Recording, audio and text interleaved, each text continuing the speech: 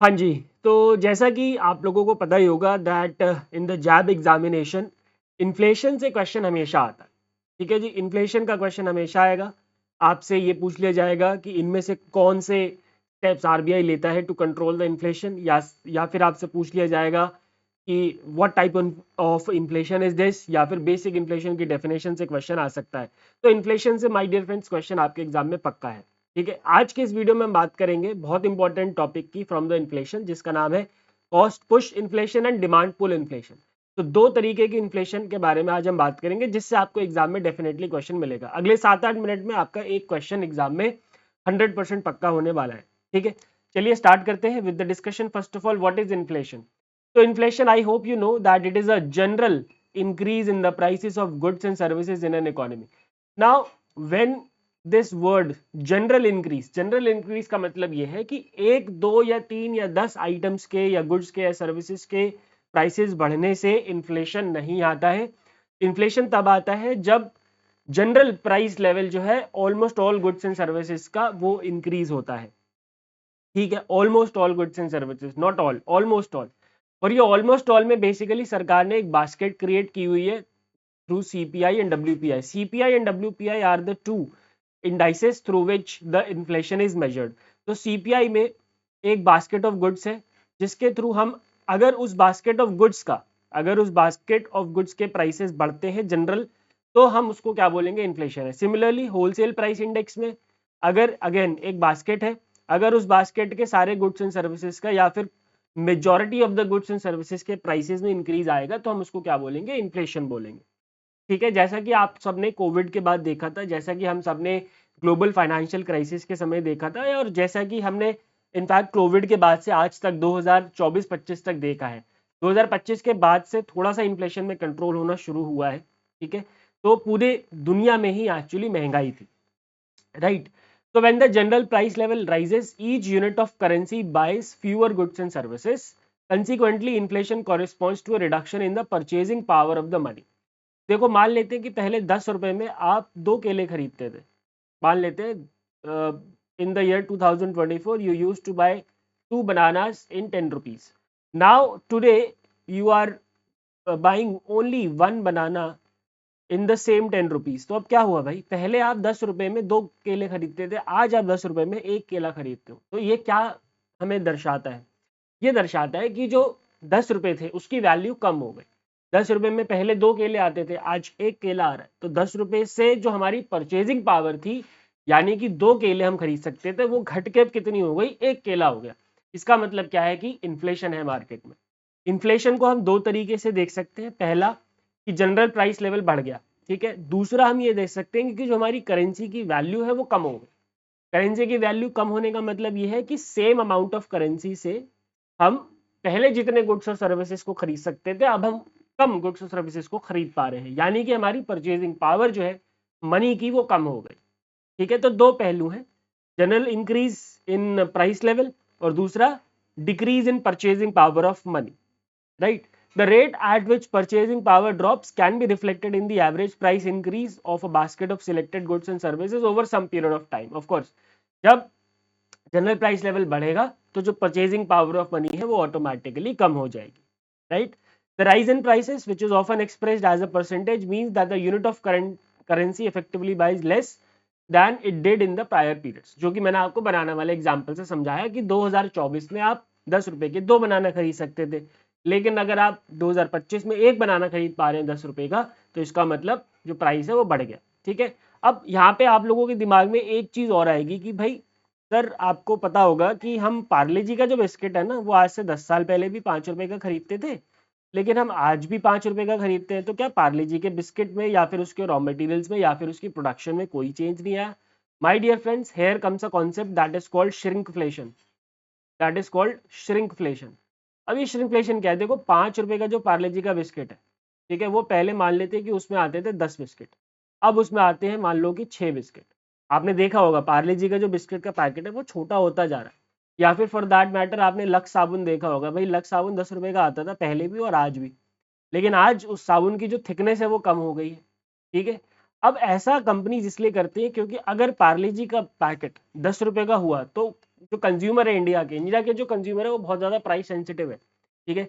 तो अगर पार्ले जी का पैकेट कंपनी ने 10 रुपए का कर दिया, no one is going to buy that, ठीक है। तो पार्ले जी ने दूसरा दिमाग लगाया, उसने नंबर ऑफ बिस्किट जो थे कम कर दिए और कंज्यूमर्स नहीं खरीदते। इसका प्राइम एग्जांपल है मैगी। आप लोगों को याद होगा मैगी ने जैसे ही प्राइस बढ़ाया था, मैगी को सबने बॉयकॉट कर दिया था, 10 से 12 किया, 15 किया, मैगी लोगों ने खानी बंद कर दी।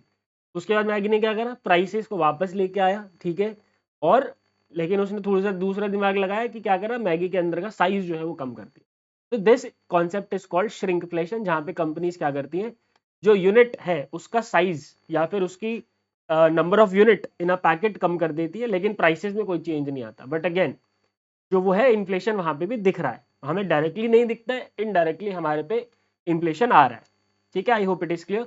Now the first concept is the cost push inflation. My dear friends, what is cost push inflation? So it occurs when over, देखो नाम से पता चल रहा है कॉस्ट पुश, यानी कि प्राइसेस की वजह से, कॉस्ट की वजह से जो इन्फ्लेशन आता है, the inflation inflected due to the cost.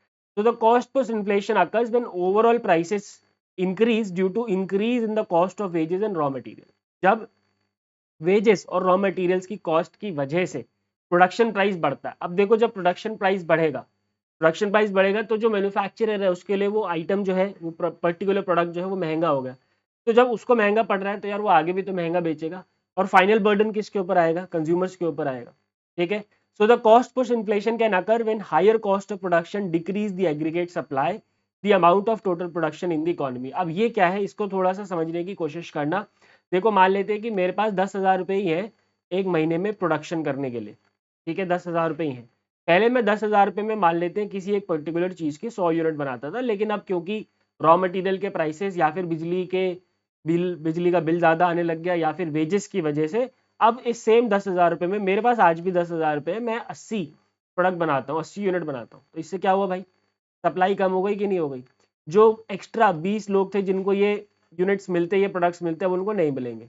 अब क्योंकि सप्लाई कम हो गई लेकिन डिमांड तो सेम है, डिमांड तो अभी भी 100 की है भाई, डिमांड तो अभी भी सेम है 100 की, अरे है कि नहीं, डिमांड तो अभी भी 100 की है, ठीक है। जब डिमांड 100 की है, सप्लाई 80 की है, तो क्या होगा कि जो जिन लोगों के पास ज़्यादा पैसा होगा वो क्या करेंगे, इसके प्राइसेस को बढ़ा देंगे, ठीक है। और जो 20 लोग हैं जिनके पे पैसा सबसे कम होगा वो इसको नहीं ले पाएंगे।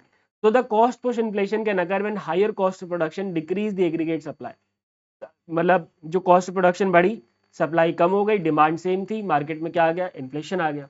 Since the demand of goods hasn't changed, the price increases from production are passed on to consumers, creating cost push inflation। इससे क्या आ जाएगा मार्केट में, कॉस्ट पुश इन्फ्लेशन आ जाएगा। क्लियर है? This inflation is usually associated with an unexpected external event like natural disaster or the depletion of natural resources, monopoly, government regulation, government taxation and changes in exchange rate। इनमें से बहुत सारे factors हैं जो कि cost push inflation को जन्म दे सकते हैं। मान लेते हैं कि कोई नेचुरल डिजास्टर आ गया, तो अब नेचुरल डिजास्टर आ गया तो भाई जो सप्लाई है वो उतनी ज़्यादा नहीं हो पाएगी। जब सप्लाई नहीं हो पाएगी तो क्या होगा, डिमांड तो लेकिन सेम है ना, डिमांड तो सेम है, जब डिमांड सेम है, सप्लाई नहीं हो पा रही, इन्फ्लेशन आ जाएगा, ठीक है। सरकार ने टैक्सेशन बढ़ा दिया मान लेते हैं, जिससे कि मैन्युफैक्चरर का जो कॉस्ट था वो इंक्रीज हो गया। अब मैन्युफैक्चरर की कॉस्ट जब इंक्रीज हो गई, पैसा तो उसके पास उतना ही है, उसने सप्लाई कम कर दी, लेकिन डिमांड तो उतनी ही है, डिमांड कांस्टेंट है, डिमांड 100 प्रोडक्ट की है, सप्लाई 80 की है, तो क्या होगा, मार्केट में इन्फ्लेशन आएगा, ठीक है। And the inflation that occur due to rising oil prices and increase raw material prices due to the breakdown of the supply chain during कोविड-19 pandemic is the best example of cost push inflation. जो covid pandemic में supply chain breakdown हो गई थी, oil prices बढ़ गए थे, raw material का प्राइसेस बढ़ गया था, उसकी वजह से जो हमारे देश में इन्फ्लेशन आया था, that is a good example of the cost push inflation, ठीक है। I hope it is clear.